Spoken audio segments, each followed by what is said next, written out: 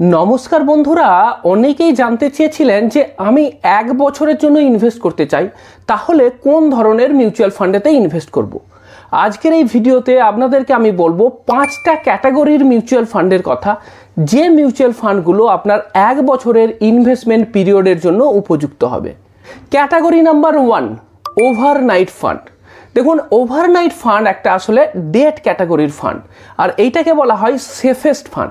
মানে ডেট ক্যাটাগরির যতগুলো ফান্ড আছে তার মধ্যে সবথেকে সেফ যেটা ক্যাটাগরি সেটার নাম হচ্ছে ওভারনাইট ফান্ড।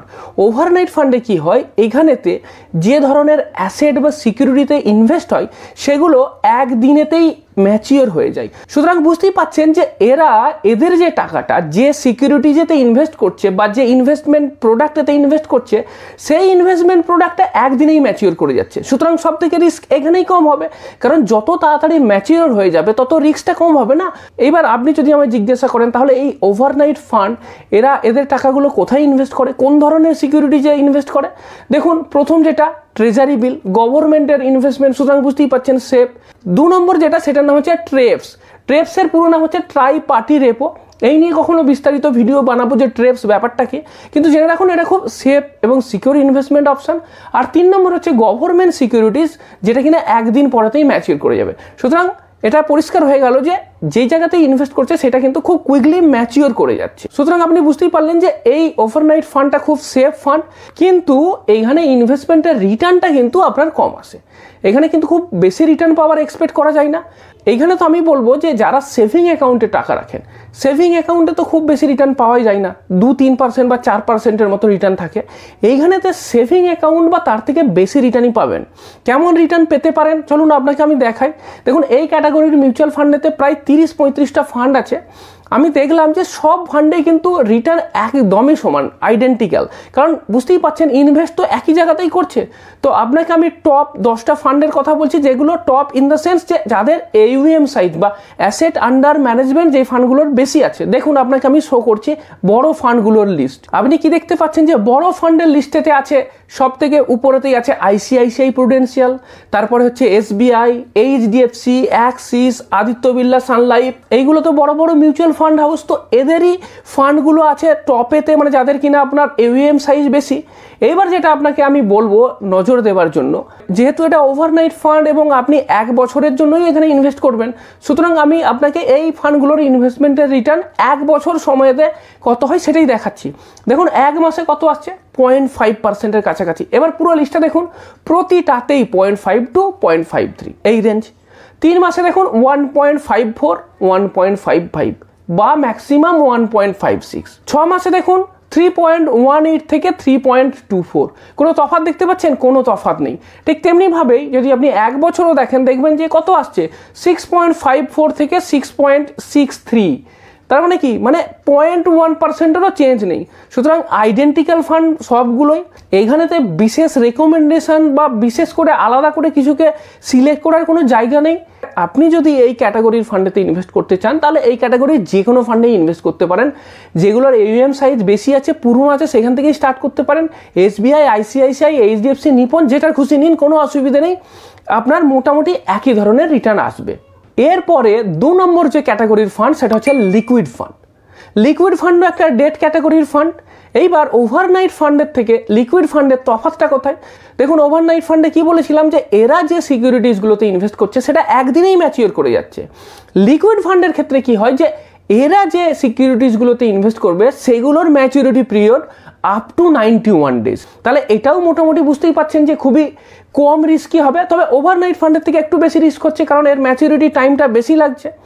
এইবার আপনি যদি আমাকে জিজ্ঞাসা করেন যে তাহলে এই ক্যাটাগরির মিউচুয়াল ফান্ডগুলো কোথায় ইনভেস্ট করে, দেখুন সেই একই জায়গাতেই ইনভেস্ট করে। ট্রেজারি বিল 91 ডেজের হয়, তাহলে ট্রেজারি বিলেতে ইনভেস্ট করতে পারে।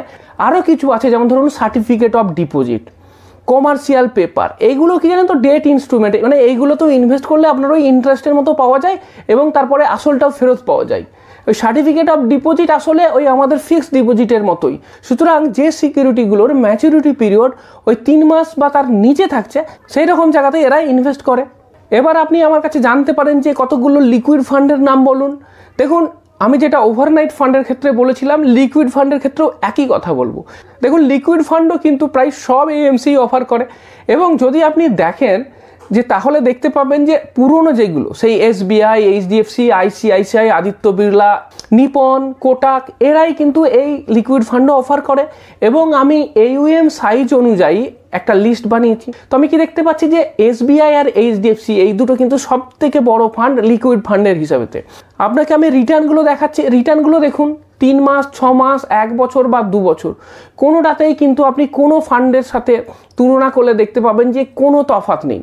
0.01, 0.02% ডিফারেন্স, যেটা এখানে নজর দেওয়ার মতো যে 6 মাসে আপনার মোটামুটি 3.5% রিটার্ন দিচ্ছে, আর 1 বছরে মোটামুটি আপনার 7.3 থেকে 7.4%-এর কাছাকাছি রিটার্ন দিচ্ছে। 2 বছরেও মোটামুটি একই ধরনেরই রিটার্ন আসছে।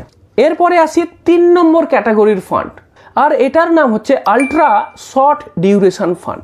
তো এইবার প্রশ্ন হলো যে আলট্রা শর্ট ডিউরেশন ফান্ড ব্যাপারটা কি? দেখুন, এটাও একটা ডেট ক্যাটাগরির মিউচুয়াল ফান্ড।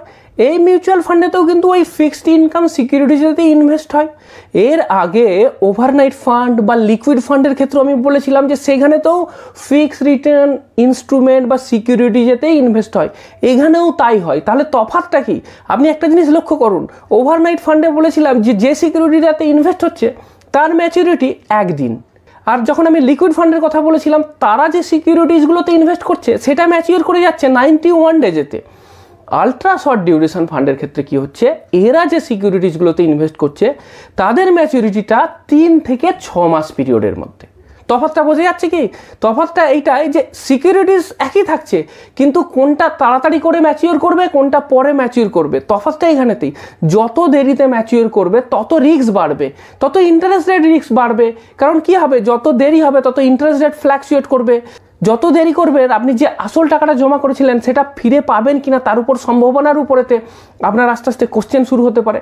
সেই কারণের জন্যই কি হবে, যত আপনার ফিক্সড ইনকাম সিকিউরিটিজের টেনিওর বেশি হয় তখন সেটাকে একটু বেশি রিস্কি ধরা হয়। তাহলে কি হবে, আলট্রা শর্ট ফান্ড আগের যে দুটো ফান্ড ছিল তার থেকে একটু বেশি রিস্ক কম্পারেটিভলি, আমি এটা বলতে পারি।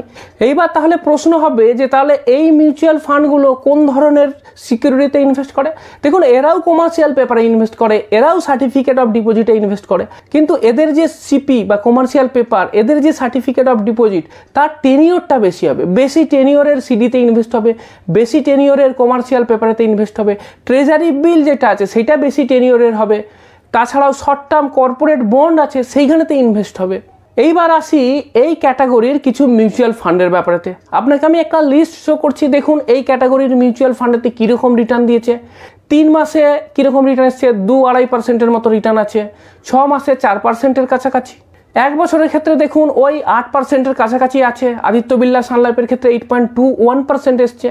2 বছরের ক্ষেত্রেও দেখুন ওই 8%-এর কাছাকাছি আছে। তাহলে কি দেখতে পাচ্ছি যে এই ক্যাটাগরির মিউচুয়াল ফান্ডের রিটার্নটা কিন্তু প্রায় 8%-এর কাছাকাছি আছে, বা তার থেকে একটু বেশিই থাকছে। তাহলে আগের দুটো ক্যাটাগরির থেকে কিন্তু এখানে রিটার্ন বেড়ে গেছে, কিন্তু রিস্কটাও তুলনামূলকভাবে আগের ক্যাটাগরির থেকে এখানে একটুখানি হলেও বেশি থাকছে। এরপর 4 নম্বর ক্যাটাগরি, আর এই ক্যাটাগরিটার নাম হচ্ছে লো ডিউরেশন ফান্ড।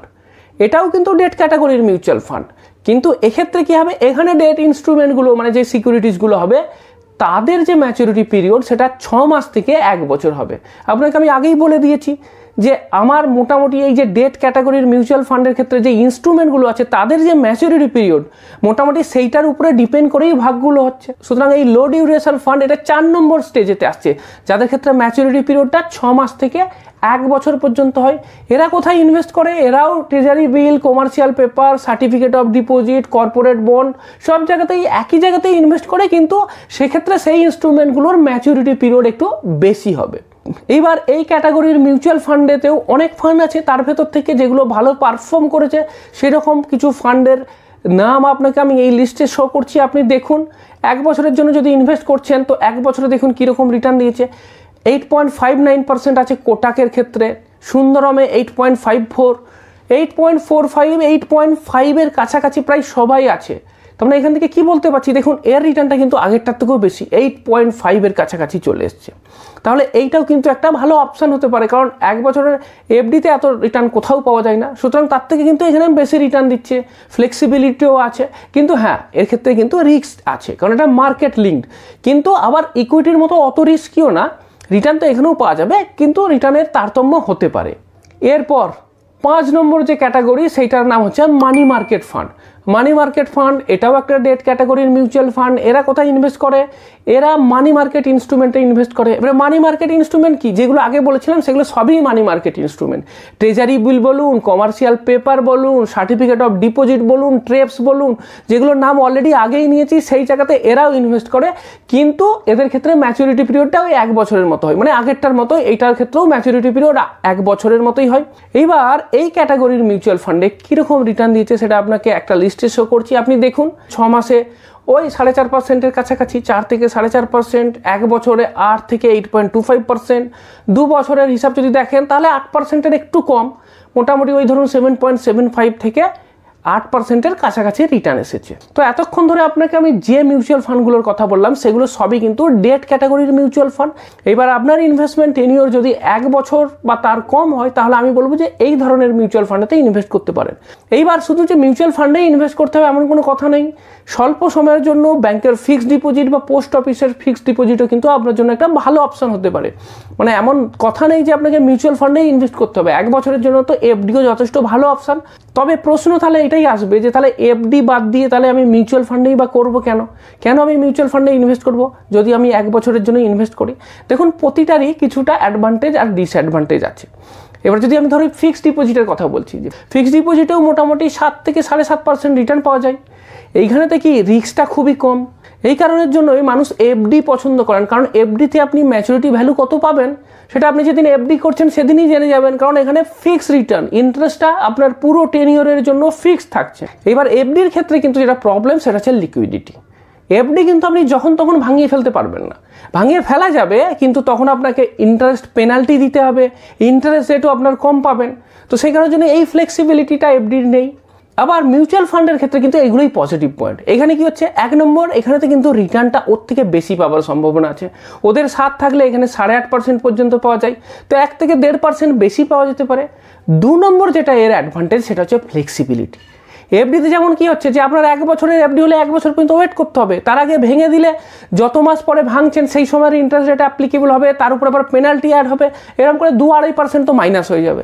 কিন্তু এইখানে কি হচ্ছে, এইখানে তো এরকম কোনো পেনাল্টি নেই।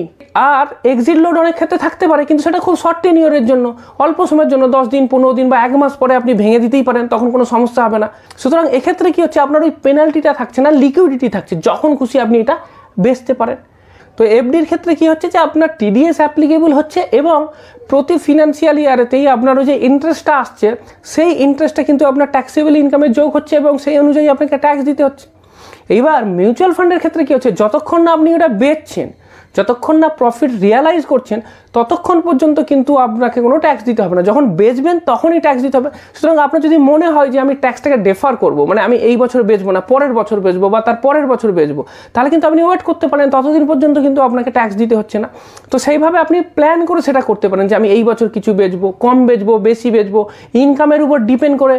তখন আপনি ঠিক করতে পারবেন যে এই বছর আমি এটা বেচবো কিনা, এই বছর আমার ইনকামটা কতটা হলো, ট্যাক্সের আন্ডারে এসে গেল কিনা, সামনের বছর যদি কম ইনকাম হয় সে বছর বেচে দিলাম, যাতে আমি এইটাকে ম্যানেজ করে নিতে পারি বা আমার ওই ট্যাক্স লায়াবিলিটিতে যাতে না হয়, সেইভাবে কি নিজের মতো করে প্ল্যান করার একটা সুযোগ এখানে থেকে যাচ্ছে। তো এই ফ্লেক্সিবিলিটিটা আছে। এবার দুটোরই অ্যাডভান্টেজ ডিসঅ্যাডভান্টেজের কথা তো আপনাকে আমি বলে দিলাম।